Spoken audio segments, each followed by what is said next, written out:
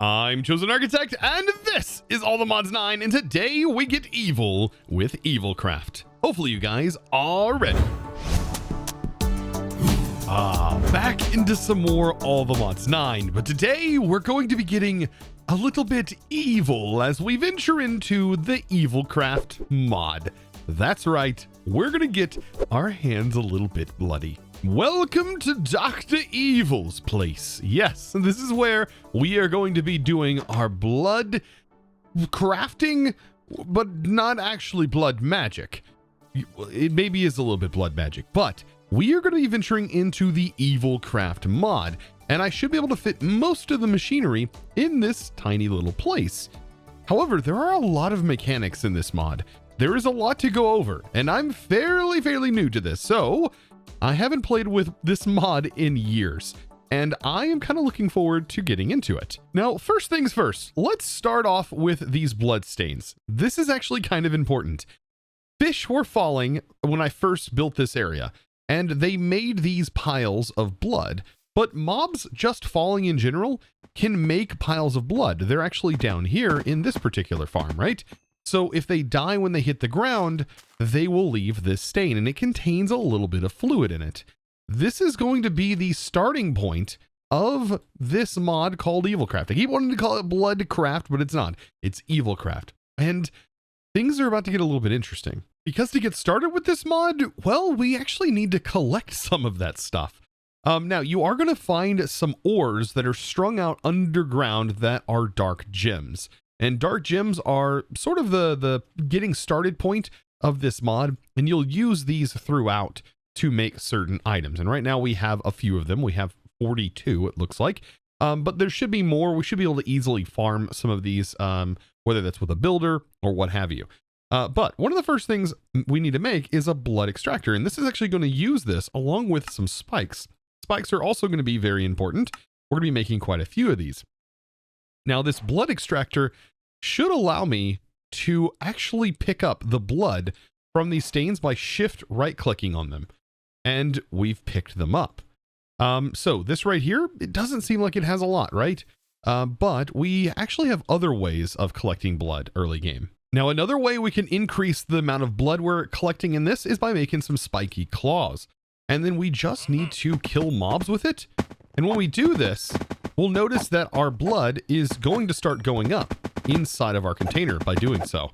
This is pretty darn cool. Now that I have this entire thing filled, there's a couple of things we can do with this blood. We can dry it out, which we're going to get into, but we can also use it to craft ourselves our first special sort of gem. Let me sort of show you. I'm going to place down the blood by right-clicking, and we're going to fill this whole area with blood. And that should be perfect right here once we have it all filled. And then we need to toss this into it. 5 buckets worth. And this makes a dark powered gem. And we are going to need these for crafting and all kinds of other fun stuff. But we also are going to need dried blood. Now, for the dried blood, if we were to dig ourselves a hole and we place the blood inside the hole, if we give it enough time, this will turn into dried blood or hardened blood, just like that. And if we break it, it turns right back into blood and we can collect it. Now, that hardened blood we do need to harvest, but let me show you, this is actually a faster way of doing it because the chance of it turning into blood may take some time. We should be able to just simply place the blood in here in a drying basin. And this is from Integrated Dynamics, and the drying basin will immediately turn it into hardened blood. And then we can do some more things with this. We should be able to now place it, and to break it, you want to break it with flint and steel. This is going to give us hardened blood shards, which are also going to be another crafting component. Now that we have these ingredients, we should be able to use them to make ourselves a blood infusion core. And this is the thing that's going to allow us to make the main machine, being the blood infuser. And this gets us started with this Evilcraft mod. This thing right here is where all of the magic happens. Yes, I know. A magic mod that uses machine blocks? Yes, the tech magic mod. You're correct. Now that I have this blood infuser, we should be able to fill this with blood by placing our blood extractor in here, and that will fill up. And this means we can now make dark gems by simply placing this directly inside. So a lot of the things that were done in world can be done this way. And it even has a little bubbly effect on the front of it whenever it's doing its processes when it first starts, which is kind of nice. If we kind of watch that. Will it happen again? Oh, there was blood bubbles. I just seen it happen. Now, dark gems can be crushed down into the crushed dark, and we're going to take the empty bowl and make an empty bowl of promises. And this is going to be our first setup. This is going to be a dusted bowl, and this is how we're going to make upgrades for our machine here, because this does need upgrades to extend its tank and all kinds of stuff for future crafts. So yes, we're going to make the promises of tenacity 1, which is what you see right here. And this is going to require a few things. So we need this thing, which is a full tank with iron. And yes, this is going to be very similar to what you see in Blood Magic, kind of. But I think there's a lot more functionality in this mod. So I'm going to go ahead and get this started. I should be able to just put it in here. And that's going to take a little bit of time with all of this blood filled up. And then we need to start thinking about how to actually get blood in here. Oh, there was one of those bubbles. How do we get the blood in here? And how do we automate the process of making the blood? Actually kind of cool. So all I need now is to get this dusted bowl set up, and then we should be able to make the upgrade for this machine, meaning that it can hold more and everything like that. Now you can accelerate this if you want to, and that would make it, of course, go faster. It's just like any other machine. I just love how this mod seems to be sort of just kind of wrapped up into this one thing here. So here we go. We'll make our first upgrade. And this is the promise of tenacity. And then this is going to go into the upgrade slot. And this is going to make the tank 2 times larger, meaning that we can now do higher tier recipes. But now we run into a problem. We need a way to gather blood. And there should be an easy way for me to do that. And that is going to be to make a sanguinary. This thing right here is going to allow us to collect blood automatically from blood pools. But we can go a step further and put spikes on top of this. And if we have ourselves a spike on it, this will then allow it to also hurt the mobs in the process. And I think I know just the place to put this. How about right in this farm? So I went ahead and shut off my farm, and I want to put it right here, I think. So this pedestal will go in, and then we'll place in the spikes. I don't remember. I think this might need a lever. So let's go ahead and give it a redstone signal, and we should be able to, I think, collect this. Let's go ahead and actually collect these. If I put this here, does that send the spikes? Maybe not. Maybe it just existing like this works, I think. But because this is now generating blood, or should generate blood, let's see, I don't know if there's anything else we need to do. Down underground, or down underneath this, we should be able to set up a way to extract it and wirelessly send that fluid over here. Notice, by the way, this thing is already filled. Oh my goodness. So yeah, we should be able to handle it just like any other fluid and send it into a tank. And just like that, I am now sending, I believe, blood in here. All we have to do is get our wrench, set that to automatically pull, and that should pull all of the blood out of here, and that is now going into this tank that is labeled red, red, red. So the same thing sort of needs to happen back here. I'm going to place a tank on its side, if I can, if it'll let me rotate it. Gotta love that. Let's go ahead and place a pipe right here, and then we can probably place it on its side. There we go. And then we need to set this to the red, red, red. And now we should be able to extract, and that should now fill the interior up. How cool is that? So right now, I'm sort of getting the boring part out of the way. I'm going to go ahead and upgrade my infusion basically to max tier, I think. It shouldn't take too long to do this, as we should be able to get to the tenacity 3, as it just requires a diamond, and just repeating the same process that we've been doing. And you have to make sure to use the next tier up for this bowl each time you do this. Now, while I'm crafting all of this, I do want to explain the reason why we're getting into this mod. And that is because I want to go after the All the Mods 9-star. And, well, I need 18 of them. And normally this process wouldn't be that crazy if I was just getting the one that we need, but we need to get 18 each of these. So I am going to need weather containers that have Thunderstruck in them, and then ultimately getting this rejuvenated flesh. And this stuff does require the last tier of this altar. And it also requires us to do some vengeance spirit hunting, which we're going to have to get into as well, to talk a little bit more about what we're actually doing here. And then we need to use this weather container to make these lightning bombs. Now, the weather containers are a very interesting mechanic, whereas the rejuvenating flesh is also an interesting mechanic because we need to get vengeance spirits, and that does require some tasks. And here we go. This will give us the promise of tenacity 3. And so we swap this out, and now we can hold up to 640,000 millibuckets. That's a lot. So yes, a lot. So now that our infuser is ready to go, it is definitely at the highest tier at the moment. Let's talk about vengeance spirits and how we're going to obtain those, because we are going to need quite a few of them. And the main thing we're going to be using them on is to produce this Garmonbosia. This is a fantastic little thing, good old pain and sorrow, you know, but we're going to need this. It is going to be used as in a lot of crafts. For one, the rejuvenating flesh, but we need vengeance spirits in order to make it, and then crushed gems. And the vengeance spirits are not as easy to understand how to get. It doesn't really explain it very well, but I'm going to do my best to help you out. The main thing you need in order to get these, to be able to even see them, is a vengeance ring. But we want to also upgrade this vengeance ring. We want to upgrade it into the vengeance focus. And the vengeance focus is like this. And then to be able to harm the vengeance spirits, we actually want to take it all the way to this tier. This is going to require blood orbs and is going to require at least that tier. So we're going to need a couple of blood orbs, and we need to get it all the way to the piercing version to actually harm those vengeance spirits. So now that I have these blood orbs, I am going to toss some iron in here. I want to make some velocity upgrades for this because it is very, very slow. And I have 3 other slots, and I think I can put 3 velocity upgrades to make these crafts faster. Now with this, I should be able to make this piercing vengeance focus. And this is what's going to allow me to hopefully take on these things. Now, I believe, need the base ring. I don't think just having this on me is going to work. But yes, you can see it's basically a weapon that lets me sort of hurt these vengeance spirits.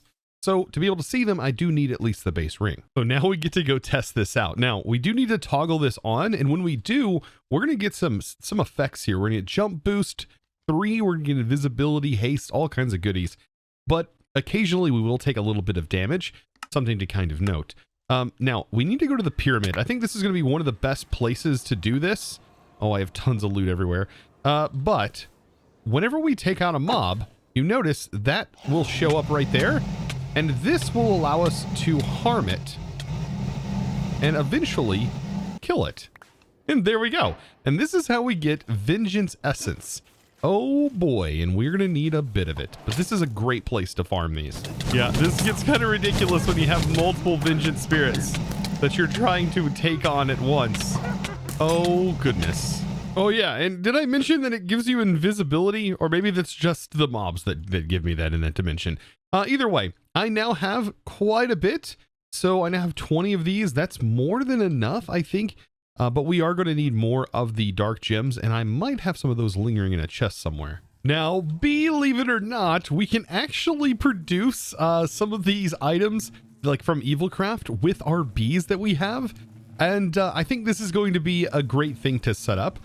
So right in here on this feeding slab, I'm going to place in some special bees. Now, these do require diamond bees, and it's kind of nice that I already have diamond bees set up. And we just need to do the direct conversion. So let's take some cages, and I will take my sturdy ones for this, and I'll place down the bee, convert it over, and then now I have a dark gem bee. Just use as a block. Like, it doesn't get easier than that. And dark gems are actually kind of a hard thing to get and mine for, so this is probably one of the best ways to actually get these. Oh man, and it is so nice to be able to soul surge these things. This just goes so fast now. And so this should be producing combs at record pace. So now to get rejuvenating flesh, which is going to be kind of our next step, we can go about doing this a couple of different ways. We could, well, kill ourselves several times in game in order to get humanoid flesh, which is apparently supposed to drop whenever we die. Or we could find a werewolf. Now this one's a little bit more challenging because the werewolves are basically villagers. They spawn in villages, and you're going to have a hard time sniffing these guys out. They do have an interesting texture, and I almost wonder if we can stumble upon one in any nearby villages. Now, after going on a long journey checking out all the villages that are nearby, I did not see any villager that resembles this guy right here.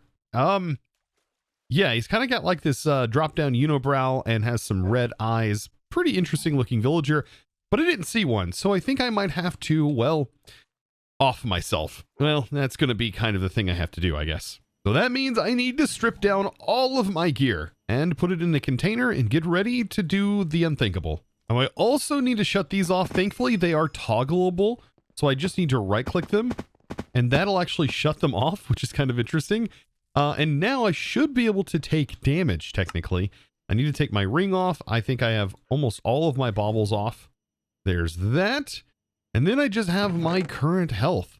And I think I know of a way to take care of business. So with all of my stuff in a chest and then my bed marked here, I should be able to make this process as painless as possible. We just need to, well, let it rip and stand on this. Well, if we can.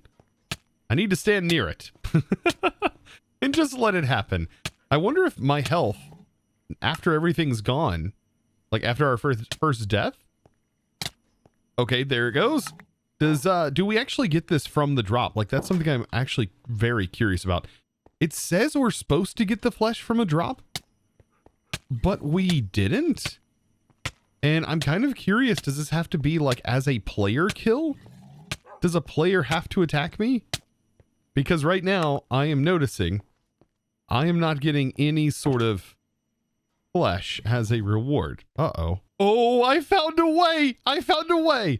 Okay, so this does require a little bit more effort, and it is probably a player kill, but we can simulate a player.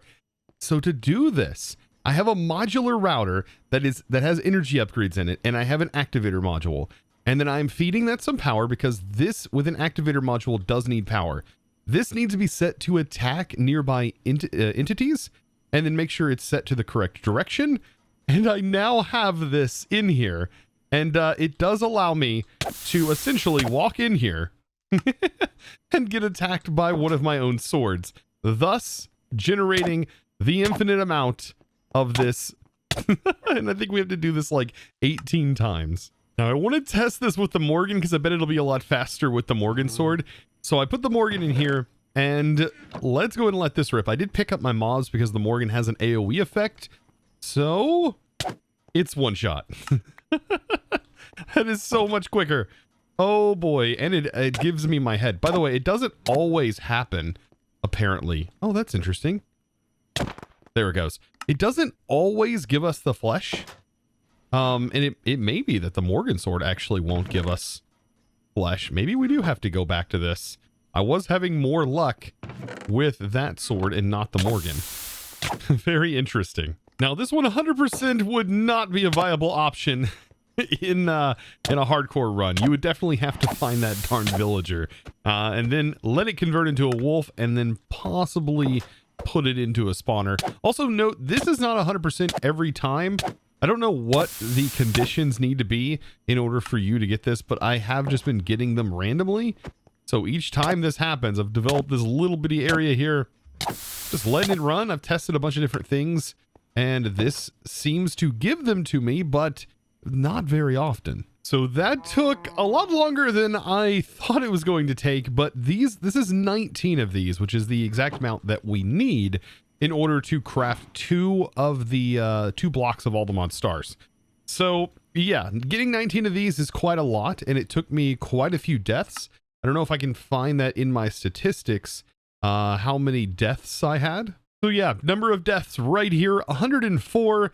So roughly 100 or so deaths potentially it takes to get that many if doing it this route. So yeah, that was a lot of deaths. Tons of markers. I even had to start removing them because the markers started to lag. It was just a lot. Now hopefully I'll never have to do something like that again because that hurt my heart. So just like that, one more part of the Altamont Star basically done. with 18 of these going in here, that will get processed up. And that is going to produce this, which then we just simply combine with this flesh. And that is one part of the Philosopher's Fuel. So that is pretty much done. But there's still one more part that we actually have to do within this mod. And that is the fact that we need these lightning bombs right here. And these are used inside to make the pulsating black hole. And outside of that, I think that's it, right? So we need these weather containers, and this requires this thing, an environmental accumulator. Now for this, we don't need all that much. Really, we just need like 2 bottles sort of worth of it, which is not going to be too bad, but I'm going to make a few more just in case.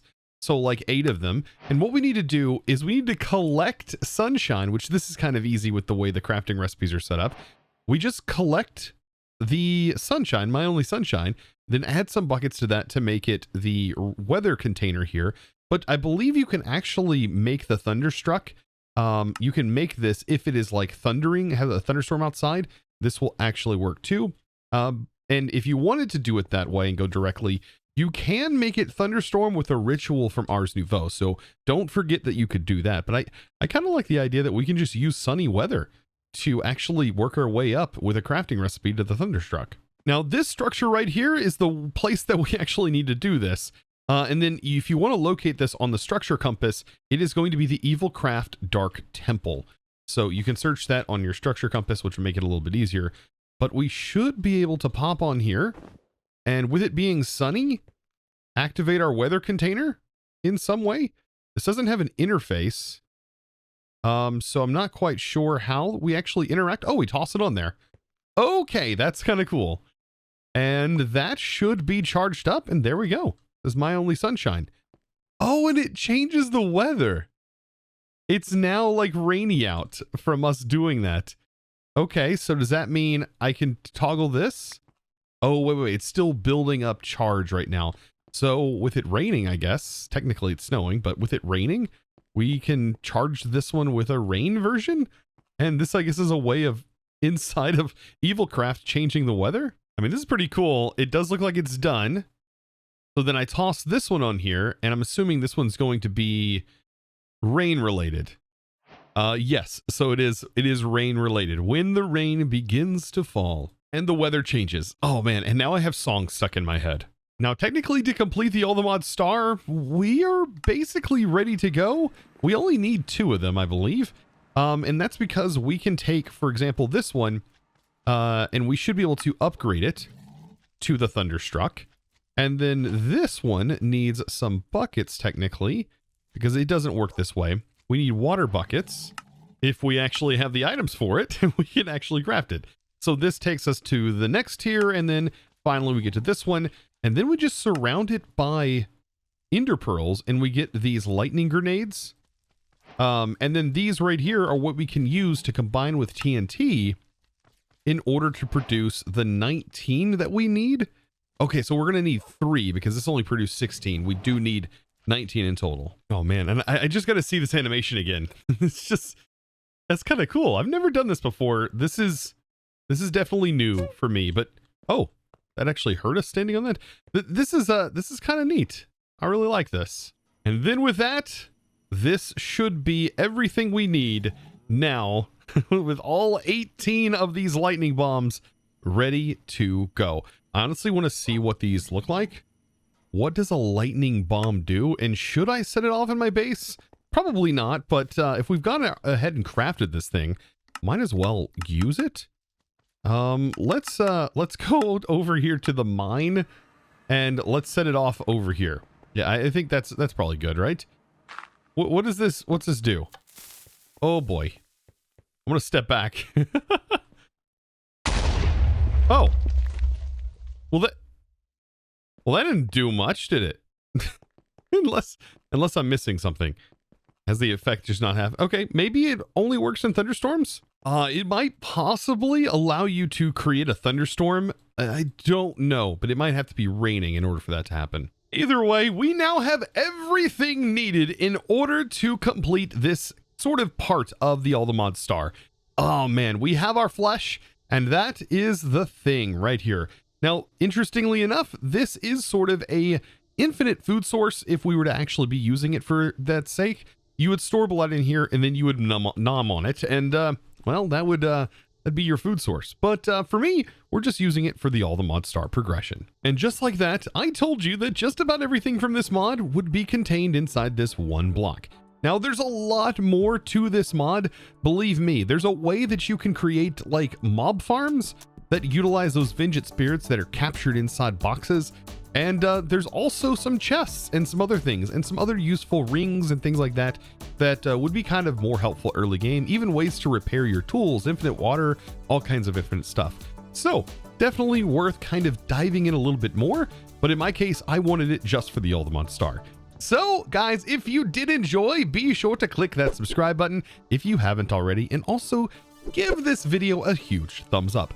Comment down below if there's anything from this particular mod that is your absolute favorite. I would love to hear about it, because the documentation on this mod is, well, it's there, but it's hard to kind of manage.